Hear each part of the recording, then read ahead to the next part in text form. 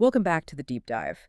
You sent us a really fascinating set of source materials this week. Yeah, this one was different. It's an analytical synthesis that uses what the author calls celestial drivers, basically outer planet aspects, as this grand metaphorical framework. Right, a framework to map out our current historical pressures. And it's a completely unique way of looking at why the very structure of society feels like it's, I don't know, straining. Why every major system, from governance to technology, is under such immense pressure right now. It's an incredibly targeted approach. Yeah. So our mission for this deep dive is to, cut through the specific terminology and get straight into the message. The themes. The themes, exactly. We're going to use this synthesis as a kind of strategic map to understand the collective forces that are in play. Okay, so let's start there. Let's define the boundaries of this time we're in. According to the sources, what exactly is the core pressure being applied to society? The sources really pinpoint the current epoch as being defined by two massive sort of overarching forces. The first is the early phase of this 20-year pressure for radical systems change, which they map to Pluto moving through Aquarius. The long game. The very long game. And the second is this rare supportive web of other aspects around it that sort of colors the atmosphere. So what's the core message? If you boil it all down. The core message is that this epoch is collectively pressuring society to fundamentally decentralize power. Okay, that's a big one. And at the same time, to completely reimagine collective intelligence at scale. So if we follow that logic, what we're seeing isn't just random collapse. It's more of a forceful reconstitution of our basic social contract. Precisely. And that leads to the crucial takeaway for you, for anyone listening. Legitimacy is the real crisis here. What do you mean by that? I mean, it's no longer just granted or assumed by any centralized institution, not governments, not media, not big corporate structures. It has to be earned. It has to be continuously earned through radical transparency, through demonstrable participation, and through ethical coherence.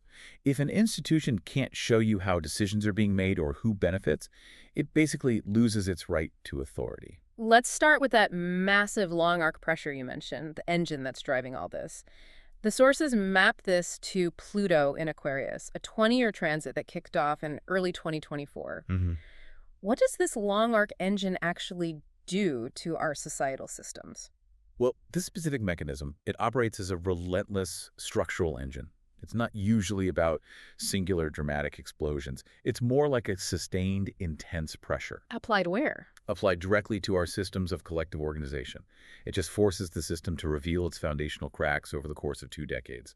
I see the manifestation as this relentless pressure on centralized authority, but why does the power have to redistribute itself through networks? Why not just concentrate even further? That's the key. What's the mechanism that forces decentralization? It's the mechanism of exposure and necessity. The sources argue that this force, it reveals exactly where control has been hoarded or obscured or even corrupted. Okay, so it shines a light in the dark corners. It does. And once that's exposed, the collective, which is symbolized here by Aquarius, uses networks and collective platforms. I mean, think of things like open source projects or DAOs. Right. It uses them to prototype and amplify alternatives all at the same time. And that is the true shift. Legitimacy migrates away from your position, from the title you hold. And moves toward participation. Exactly. Toward what you actually contribute to the network and how transparently you do it. That perfectly describes the instability we see in politics and media. Some new figure with no official title can suddenly command more authority than an entire legacy structure simply by being more transparent or participatory. Okay, so that's the engine driving the change. But that's a 20-year haul. What about the immediate atmosphere? What's the mood we're operating in right now? That brings us to the defining structural driver, which the sources map to the applying Saturn-Neptune conjunction in Pisces. That's set to be exact in 2026. So if Pluto is the engine, then this conjunction creates the collective atmosphere. It's the mood or maybe the weather that we're all living through right now. And what does that atmosphere feel like for, the average person trying to navigate all this? It's an environment where boundaries become profoundly porous. How so? The distinction between hard, verifiable reality and abstract belief, or between institutions and just dreams, it starts to get blurry. And this is the primary driver of institutional erosion. Because the structures we inherited suddenly seem flimsy. They seem flimsy, yeah. And at the same time, it creates this profound collective hunger for something spiritually or morally coherent to come in and replace them. So the sources suggest we're living through a massive period of disillusionment, but it's a disillusionment that's paired with a demand for reconstruction. Absolutely. Neptune does the dissolving. That's the moment we all kind of realize that our inherited structures, media narratives, economic models, political systems, they just don't match the reality we're living in anymore. That's the fog. That's the fog, that moment of spiritual or moral fog. And it's followed by the slow, difficult, and frankly often frustrating work of Saturn, Which is what? which is giving durable, practical, accountable form to all those high ideals that before only existed as sentiment or hope or maybe even fantasy. And to really gauge the depth of this current pressure, we have to look back. The source material details this historical analog casebook. Okay. And these Saturn-Neptune cycles, they show this remarkably consistent pattern across centuries. It's always a period of structural dissolution followed by institutional reconstruction. So what are the clearest historical echoes we should be paying attention to? Let's look at three of them. First, the late 19th century. That conjunction saw this massive dissolution of inherited religious and metaphysical certainties. Science and industrialization were just exploding. So Neptune dissolved the old doctrine. And what did Saturn build? Saturn built new bureaucratic, legal, and educational structures, things designed to manage a mass industrial society.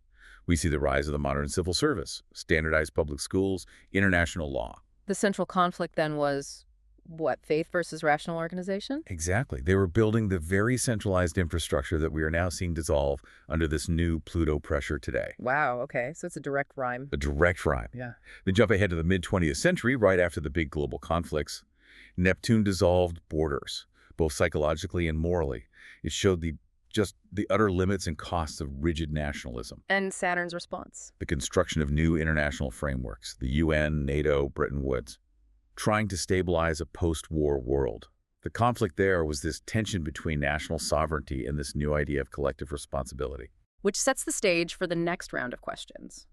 Okay, what about the last one? Finally, you look at the end of the 20th century cycle with the collapse of the Soviet bloc. Right. Neptune dissolved the credibility of those totalizing political myths, those rigid ideologies, and Saturn attempted to consolidate a new rules-based international order, the so-called end of history. But the legitimacy crisis was stark then, too.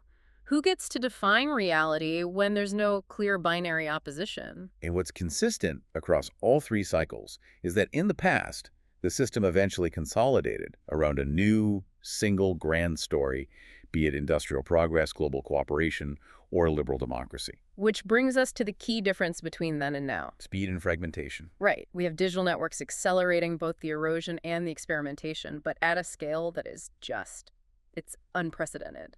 Today, the challenge isn't the absence of a grand narrative to replace the old ones. No, it's the opposite. It's the sheer overabundance of narratives. They're often competing, mutually unintelligible.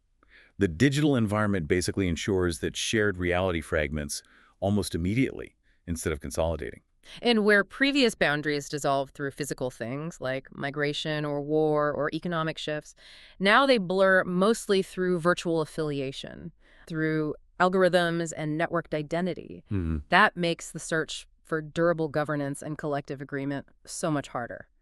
So if Pluto is the engine of change and Saturn-Neptune is this atmospheric fog that dissolves trust, how and where does all this abstract pressure get translated into, material, technical problems we have to solve every day? The sources are very clear on this. Technology, specifically digital systems and AI, is the primary battleground. That makes sense. This is the arena where Saturnian structure, the need for order, rules, verification, confronts Neptunian simulation and illusion head-on. What's the inherent dilemma there? It feels obvious, but break it down. We're trying to build durable digital rules, ledgers, and structures.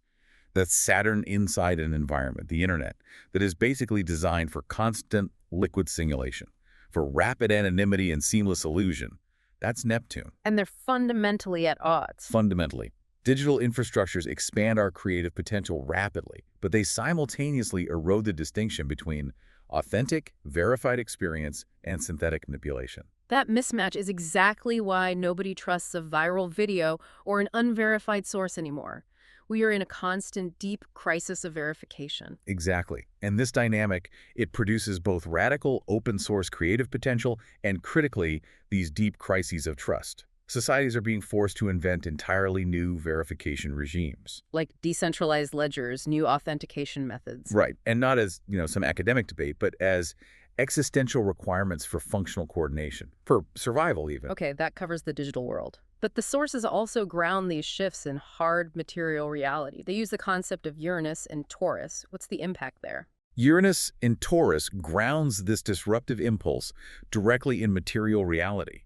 It targets food systems, land use, global supply chains, resource management. So it's about physical stuff. It's about physical stuff. Yeah. The innovation here is less ideological and much more pragmatic. It's Right. driven by ecological necessity, by supply chain pressure. We're seeing radical changes forced on how societies feed and shelter themselves. Like the explosion in vertical farming or the geopolitical scramble for rare earth minerals. That's it exactly. Stability has to be literally reinvented from the ground up. So the pressure shifts the debate about sovereignty from sort of symbolic birder issues to very concrete questions of localized access and physical resilience. And the sources point to a counterbalancing force that's trying to build resilient communities out of that, Jupiter and Cancer. Yes, this specific force provides an expansion through localized growth, through care. Structurally, it favors economic and social arrangements that scale through replication. What do you mean replication? Like a successful co-op model being copied in 30 different cities rather than one central company opening 30 branches.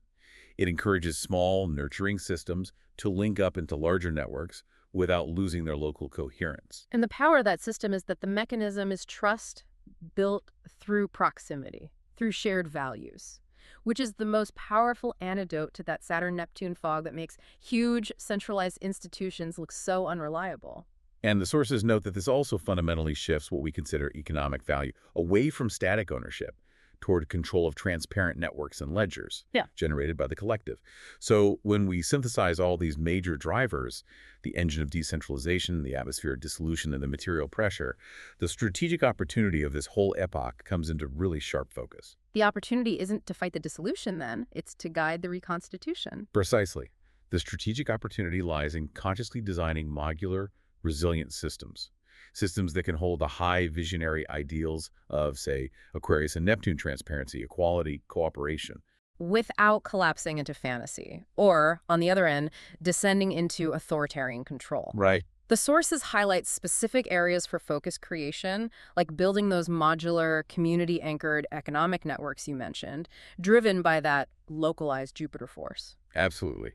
And we also have to focus on designing new verification systems that can balance openness with accountability. That's essential to navigate the Saturn-Neptune fog. And fundamentally, we have to reimagine governance itself. As participatory infrastructure, Yeah. allowing that Pluto and Aquarius pressure to guide us toward systems where power really is shared and visible and accountable to the network. But strategic success hinges on avoiding the failure modes, which must be equally intense during a time like this. What are the pitfalls the listener should watch out for? The sources list some severe ones.